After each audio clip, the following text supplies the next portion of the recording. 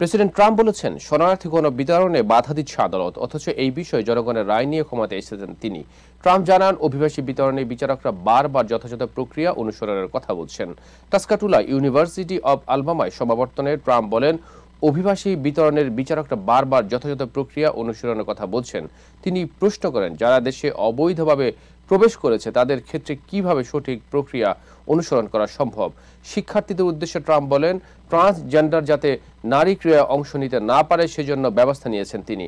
এছাড়াও দাবি করেন, গত 100 দিনে বিস্ময়কর অর্জন করেছেন তিনি এবং তার প্রশাসন। প্রেসিডেন্ট বলেন, পাল্টা শুল্ক আরোপ করে বাণিজ্যের ন্যায্য হিস্সা আদায়ে উদ্যোগ নিয়েছেন তিনি, যা আমেরিকার জন্য সোনালী দিন বয়ে আনবে। তিনি প্রশ্ন করেন, যারা দেশে অবৈধভাবে প্রবেশ করেছে তাদের ক্ষেত্রে কিভাবে সঠিক প্রক্রিয়া অনুসরণ করা সম্ভব। ট্রাম্প জানান, তিনি বুঝতে পারছেন না বিচারকরা কোনো নির্বাচনী ম্যান্ডেটের বিরুদ্ধে উঠে পড়ে লেগেছে।